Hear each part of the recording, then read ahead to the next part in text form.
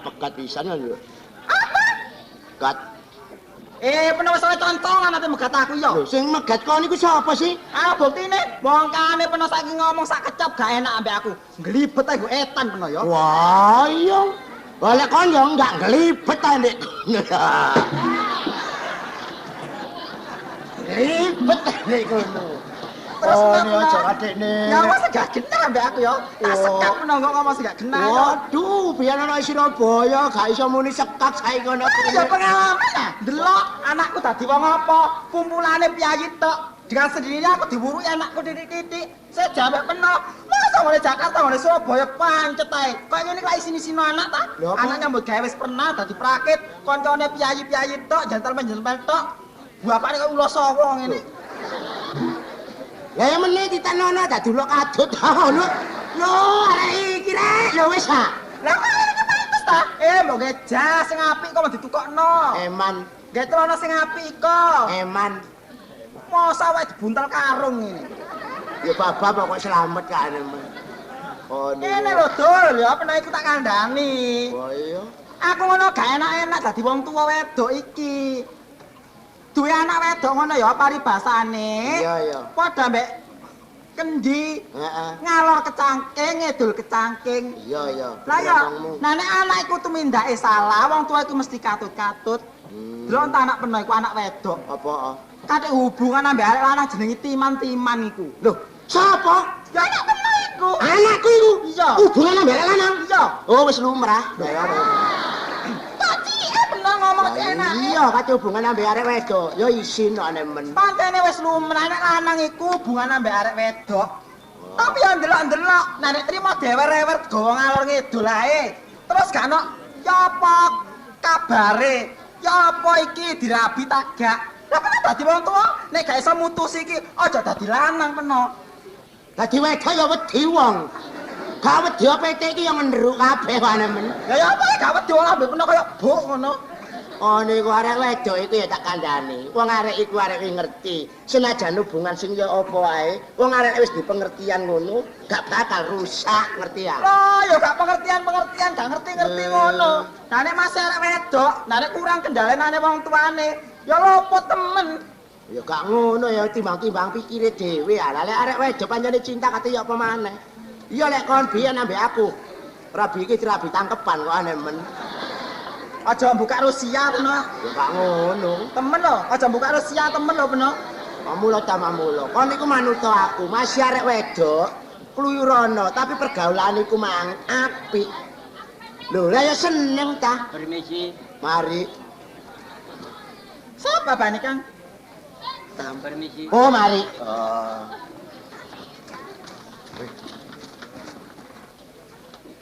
Lho alah. Kanca peno ta iki? Aja ya apa tamu. Pak. Iku wong ta awakmu jair iki, Pak.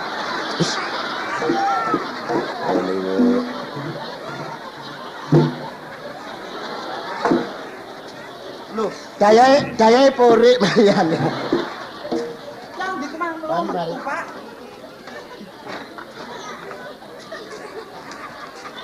Silakan.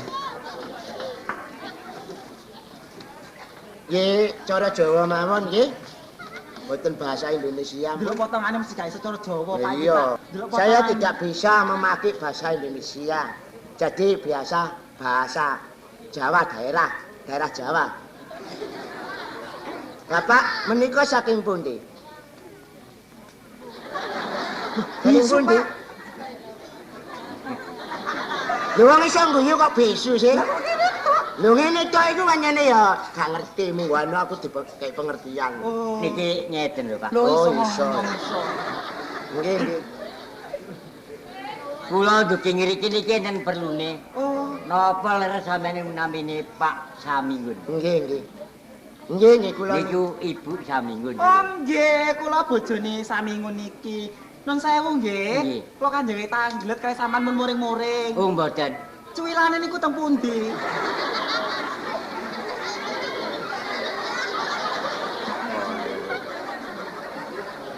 Kon iki aja takon cuwilan. Kon kudu ngerti cuwilane ngono dilek ngono. Sing elek niki melembung. niki ngeten Bapak Nggih. kalian Ibu. Kula niki doe ngrika sampe tutuk mriki niki enten perlune kalian Bapak. Doe mriko niku pundi? Mboten adoh mriku lho. Wis sampeyan dinungaken pundi ya ngoten. ta? Asale. Saking Jawa Timur. Jawa Timur. Lho, padha Jawa Timure, Pak. Lah terus kula niki ngriki kadenge terang-terangan mawon. Nggih, nggih. Kula niki ditangisi anak. Lho, ditangisi. Nggih. Anak sampean niku gembeng ta? Saya anak-anake kok diwadulno rene sih, Pak. Nggih mboten ngoten, Bu. Kadek kula niki dikengken nglamar terang-terangan mawon. Ngelamar anak kula. Nggih. Lho, Pak, ngelamar anak dhewe. Lah bapakne kaya ngene ku nak anak ngluwi kaya iki, Pak. Lho, nek anak kula mumpun tak. Oh, gak mesti. Oh, bapakne ngene ku anake irunge Mbang Wiryono kok. Enten kok. Lah bener. Lho bapakne mumpun enten malih. Ya. Bapakne kuning, rambutnya berintik. Lambene melembung anake nggih enten. Ra nggih ngoten ah. Kirang. Oh. Lho. Rawuhipun, Pak. Ya, Wis kenal, Dok. Doro lah. Lah kok Sugirawe pun aku durung kenal lho, Pak. Liane kok lho, kene banyu. Ika lho inggih. Dek, dek. Ya iya, tamune kok durung dikenalno. Dek iki lho kene banyu. mpun Pak, mpun Pak. Oh, karbit iku ah. Kene banyu iki. Nggih nggih mun sampean teraken pun karbit. Oh, ngajenge damel merconan. Oh nggih. Kadenge ngelamar kalian juga sampean. Ya anak kula niki. Nggih. Oh, syukur. Lah kula niki direktur. Oh, Direktur, Pak. Nggih. oh. Direktur apa niku? Nggih. CP-CP niku gudang-gudang. Ya iki. Sapa iki, Pak? Lho sing sugih wong sak donya ya iki. Mboten kejembaran. Kejembaran. Kejembaran. Nggih, sugihe sak ngriko ngoten to. Oh, iya. Iki ke direktur. Loh, tadi ki Anu asma panjenengan sinten? Kula Tamin. Oh, Anim. Tamin. Anim. Tamin. Anim. Tamin. Anim. Anen kene ya. Oh. mangga. Kamu Monggo, Bang. Pak, Pun. mboten. Pak, wong tadi direktur gak gelem pasang untu ya, Pak. Econg ngeten menoyong-oyong balu. Monggo panjenengan nunjuk, Pak. Ya, Nduk. Oh, dados perlune ngelamar. Nggih. Lah, dados sing dilamaraken lamuan. Monggo. Monggo. Keliru. Kula sing manggaken. Lho, mosok monggo nginum ah. Kaya napa? Monggo ta omong-omongan. Pancen wis peno iku lancang apa, Pak? Niki napa? Lho, menika teh. Waduh, nggih nuwun sewu, Bu. Oh. Mboten angsal kalian Pak Dokter. Lah, Nduk, Ros. Nduk, Anu ganti kopi ae. kopi. Menika enten gendi iki. Lho, Oh, kenek.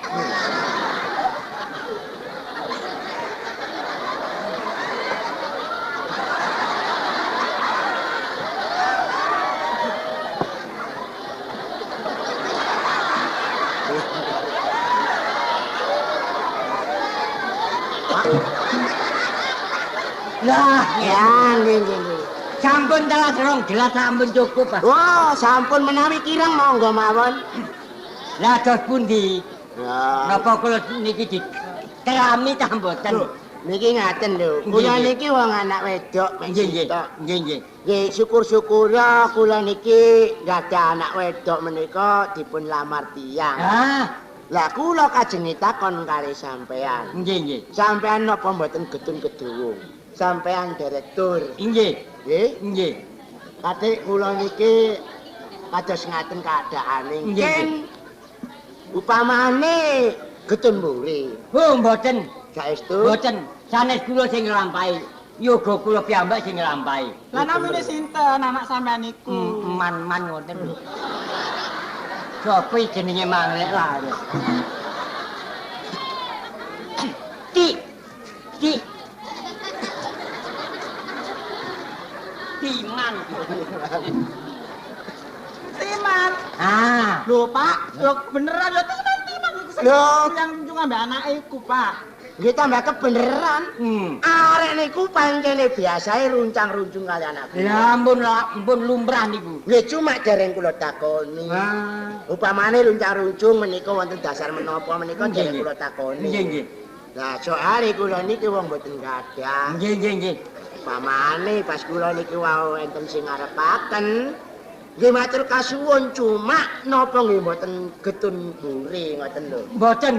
Saestu? Saestu mboten. Kene arek biyen kali arek sakniki niku beda. Nggih. Nek arek biyen iki kocap rabi ya rabi temenan. Nggih. Mboten kena pengaruh. Mboten. Kadang-kadang sebagian kecil ku rabi-rabian. Nggih. Mboten rabi temenan. Kedadane mboten sae. Lah ngene Lah iku. nggih. Enak kaitane wong ngene-ngene. Nggih. Mungkin enten wong wedok ayu kok ngalih terus sing wedok dipegat. Nggih. Ngoten mboten nang. Ah mboten. Oh, nggih. Napa, Kang? Entek golek papat iki. Nggih. Lah. Lah sampean taros mawon, Bu. Berani ngoten. Lho, Nduk. Nduk, kene iki lho. Udek, Nduk, udek. Mbon. Sampun. Sampun apa wong udek lolo? Ya aku njaluk sapiring lho. Ya tarin dhewe, Pak. Iki momong arek iki kok timbangane ke Sromburi. Lah ya iku ya apa ya? Nduk, Iki bapak mate perlu iki lungguh kene kan, lungguh kene. niku wong jenenge arek wedok lho. Arek wedok ngono ya wis tak ibaratno pedung gak nampik iwak ya. Lah iki bapak iki nglamar kon diolehno. Sinten namine? Timan. Timan, Nduk, sing putrane bapak iki. Ya puterane bapak iki lho. Lah apa puteran niku? Anak-anak yo. Oh, anak. Putrane ngono lho, Pak. Dados kula menika badhe dipun angsalaken kalian Mas Timan, Pak. Ya. Kula menika. Iya. Oh, inggih napa? Loh.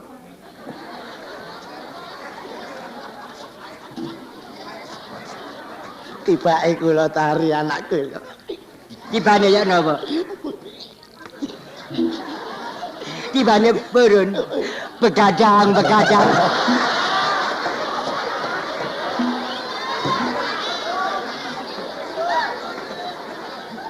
Sampeyan menapa ijabipun, Pak? Kok iki susu wae kon niku tak takono bapakmu. Lah menika wong badhe ngathukaken daging kepisah. Nggih. Lah menika kawinan nggih dipun pitangi dintene. Nggih. Terus dinten menika sedaya sae. Sae. Cuma awake piyambak niki nak kados slametan. Nggih. Lah kelairane anak kula niki Selasa wage. Kula Sabtu Sampeyan saged ngitung. mboten baget. Selasa wage menika 7. Pitu. Sampeyan Sabtu paing. Sabtu 9 paing 9 18. 18 karo 7. Selawe. Selawe niku ketemu dina selawe 17. Rebupon mawon ngarak mriki. Lah, Rebupon, Pak. Kal hari apa bener rebupon niku? Lho iya ya rebupon. Cak, lho rebupon apa? Rak geblake bapak ta iku. Lagi bapak. Mboten kenging niku. Mboten kena. Selasa kliwon. Ah mboten saged. Napa? Barengi motor kula rusak.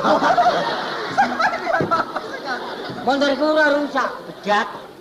Nggih ngeten mawon pun nggih terserah.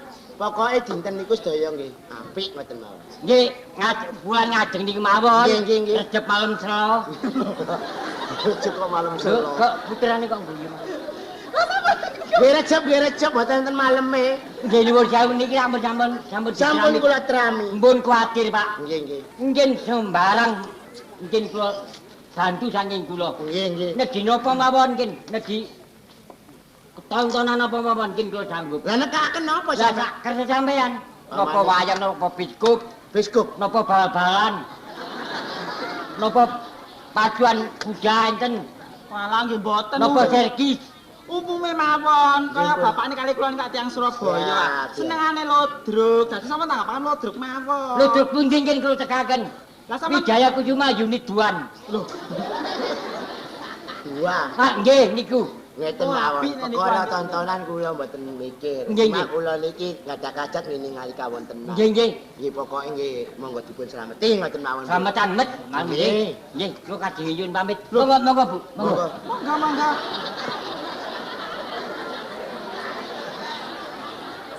Wong sugih kok ngelakan.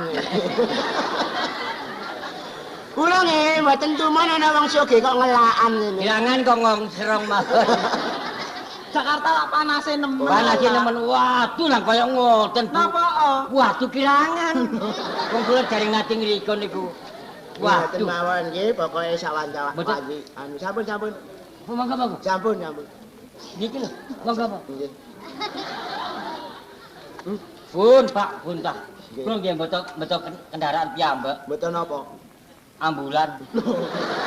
Aduh, niku lho. Sedan. Sedan. Waduh rokok enten Jakarta awis. Nggih. Wes niki pinten niki, Pak? Selawe niki. Ora apa sih Pak aku Pak kok. Eceran niki sitok selawe. Selawe. Tadi jaman enggak ada utang kula selawe. Nggih. Lah jange niki pinten? Pinten? Lho, ane iki 30. Utara kelima ben. Kadhe langsung. Iya. Kok kesusu mawon mboten ada kluthek-kluthek ta? Mboten kula ampun godak-godak. Nduk, ramane arep kundur. Bapak arep bali ya? Kok nggih kesesoke mawon. Ya repot ngene gudang kuline gak ono. Mboten nek sampean niku lho jang sugih nek omong-omong kok kali mungkur mawon sih. Mong ngisi madhep napa? Sampun. Lah pundi? Lah niki napa? Sing mburi. Lah Lah kok rotose kok padha ae ngono ah. Lagi wong sampean nyemoni kula ate pating brandol mriki. Sampun. Ya nduk ya tak tinggal ya. Deraken sugeng tindak, Pak. Loh, pun ngarak kentuman mawon. Mboten. Madosi kunci kontak. Masa aku bengke duwe ku Mang Pak. Sampun. Monggo.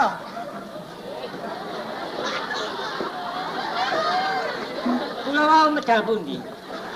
Ya medal ngriki. Wangsule mriki. Nggih.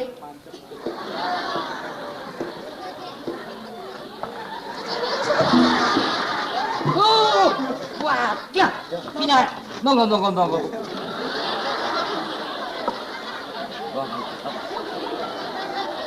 Oh ana wong sugih kok ngelakan ngono. Lah iki wis kebeneran. Kusuwana nduk iki nduk. Ya apa Pak? Lho ya seneng. Lah Tapi iya. awake yo gak duwe ya. Kate dilamar wong sugih. Ane besane padha Jawa Timure Pak, enak meneh-meneh anake wis gak nyambut gawe mulih manyan Surabaya. Ngono ta. Iya. Ya wis kebeneran nek ngono. Monggo. Lho, lha iki apa? Eh. Lho, Lho kalau lak timan. Nggih. Lho, Nduk. Iki lho bakal ujubmu teko ya. Apa? Ngomong cara apa sih peno iku? Ya Jakarta. Pas aku Jakarta gak ono sih Pak ujub iku. Jakarta Malang. Oh, Malangan. Kok Anu Bapak kesuwan mriki, Pak. lho sik tas ae. Oh, mbok menawi lintang Boleh. Mageler. Menawa tuku rukem lek. Kena wong sugih turuken iku lho. Apa wong ngelakan niku?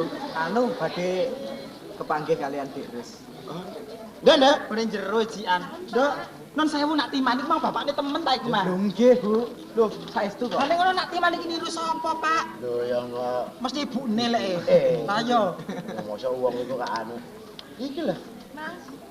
Surat to, Mas. Sik tas saya. Pak, Soy. Yuk, kita wis ora ndaplak ae. kita nduk. Omong-omong ana, Nduk. Nggih. Tak tinggal nyamburi ya, Nak. Nggih, sampun repot-repot lho, Bu. Biasa ae kono, Nak. Sampun repot. Tak tinggal ya. Saestu kula sampun kok, Bu. Nyidik-nyidik ngono lho. Jenengan wae aja kaget, Mas. Pancen ibu karo bapak ki ya kaya ngono. Aku malah seneng kok ibu karo bapak itu blater, semanak. Aku seneng. Iki mau ya mentas wae. Bapak panjenengan tindak. Tapi lek ono ngomong sing sarujuk karo ibu bapak ta. Ya wis rupa-rupane ya kok ya wis bapak karo ibu ya wis nyarujuki bab kuwi, Mas. Ya wis, beneran nek ngono. Dadi gak cuma-cuma hubungane awak dhewe. Teleksana. Ngene. Ngomong liyane saka bab perkawinane awak dhewe. Iki ono kepentingan sing perlu tak selesaino dina iki. Kepentingan apa to, Mas? Aku oleh telek saka Bandung mbok menawa aku kudu ngurusi perusahaan sing ning kono. Soale sing tak kongkon makile aku ning Bandung kono saiki nemu alangan. Loro. Mulane aku kudu nyelesekno dhewe. Kate tak tinggal kira-kira 5 dina utawa seminggu. Mong wae aku njaluk tulung karo kowe.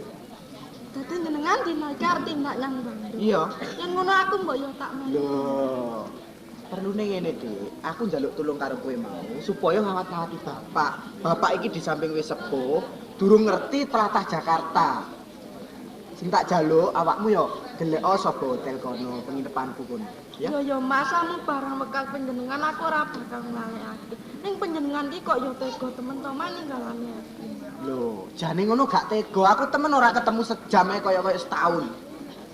Mulya digonekake wakil wae to. Gak iso aku kudu nyelesekno dhewe. Mulane ora apa-apa 5 dina ae engko lak kumpul lak luwih suwe ya. Coba nggonku nyambet gawe ki nek cutine aku ndang. Wis ora dadi apa kok gampang. Nek awak dhewe wis resmi dadi bojo, engko bulan madu nek ndi nek Bali kena ya. Wis Ngono terus terang panjenengan. aku selak kesusu. Aku arep nyuwun pamit bapak ibu. Nyuwun pamit karo bapak. Ya, Mas. aja lali lho. Menawa tindak nyang Bandung sing ati-ati, Mas. Aja Iya. duwene tumindak sing ala. Samu barang ki tumindak sing becik. Heeh. Bekas tuwa ini. Ya ya. Pak,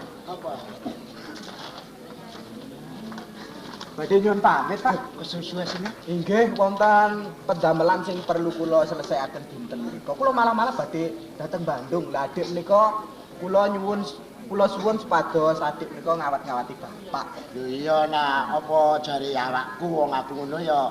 Mek karek nari awakmu engko nang awakmu iki getun mburi. Mboten kula menika sampun dewasa, samu barang sampun kula pikiraken. Ya syukur-syukur ya sanggepen bapakmu dhewe Mas. Nggih, nggih, Omah Pak. iki wis reken nonomu dhewe.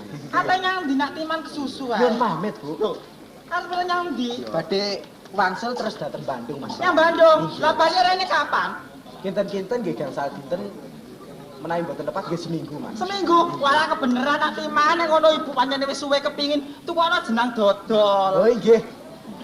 iya. Lah bapakne ya olehno. Menapa, Bu? Pendosa.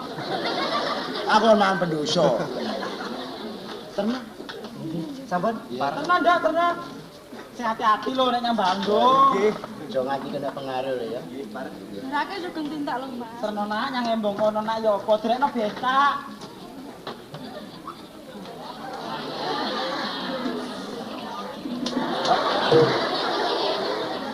Apa sih, Pak?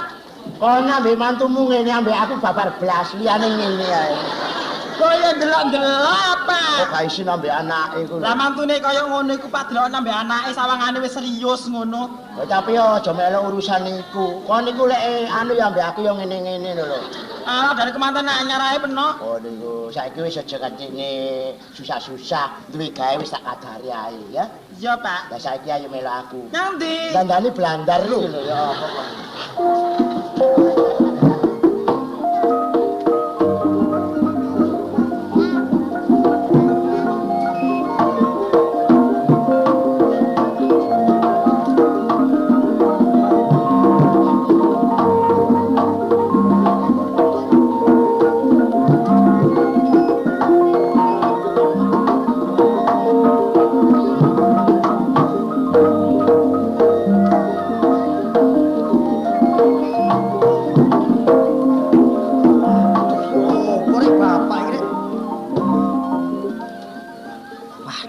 Golek ngalor ngidul gak ono. Iki apa mongko wekase Mas Ngatiman iki ndek kene iki pancen tak nyatakno pancen ada 3 jalur. Lah terus nek bapak iki sampe nyetir dhewe mongko gak nggawa surat apa-apa. Lah nek sampe ono pitakonan ya apa? Ya bener iku direkturku. Lah tapi wong ya apa? Bapak iki rek. Wah, dadah mongko dititip-titipno iki bare ibu iki. Ojo sampai ono alangan apa-apa, ojo sampai kena penggoda apa-apa. Lah terus bapak gak pamit. Lah terus ya apa akhire iki? Surat-surate tak gawa kabeh iki. Aku mang ya ono kaya ono sing nggugal. Kaya ono kaya enggak ngono lho. Nyawaku durung nglumpuk le waktu iku. Apa tak bapak sing nggugal, apa tak arek-arek iki? Wah, iki galek nang ndi iki ya? Ah tak dolekane nggone Rawamangun kono ae.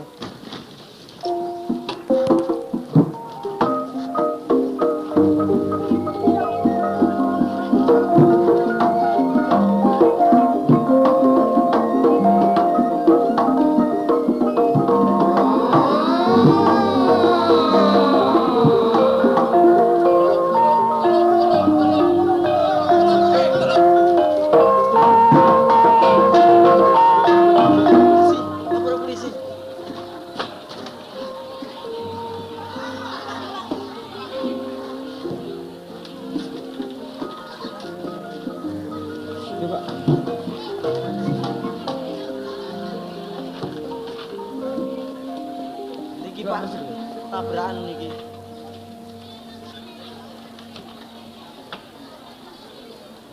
Bagaimana? Maaf, Pak. Nggak bisa tertolong lagi. Oh, coba siapa yang tahu ini tadi? Saya, Pak. Itu Coba. Pak yang tahu kiri itu, Pak. Bagaimana sampai terjadi begini? Mulai jam 9 tadi Ya. belum ada motor yang jalan sini. Ya lalu? Tahu-tahu Bapak yang mati ini melintasi jalan ini, Pak.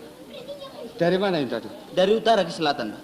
Oh, Mungkin dia tidak bisa pengalaman setir mengemudi kendaraan jadi itu. menabrak pohon itu, Pak. Oh, Motornya. coba periksa ada tanda apa itu?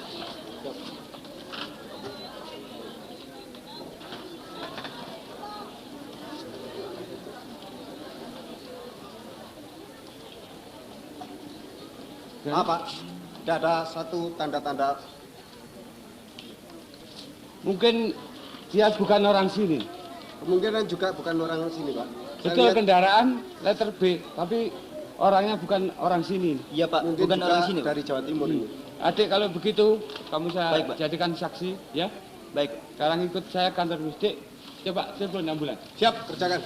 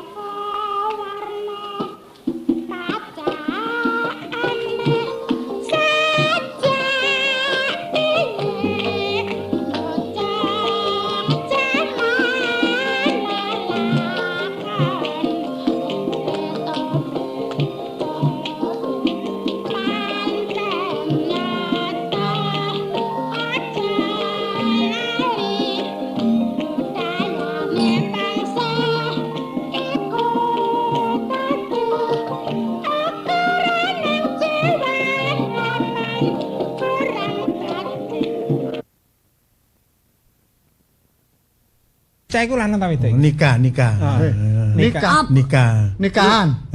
Nikah kan sekutu Inggris. Oh, baik Sekutu nikah. Inggris. Sekutu iya. iku apa? Sekutu ya kau tumuane bedas iki. Iku lak tumo. Sekutu itu gabungan wong-wong sing bersatu Iya. ya.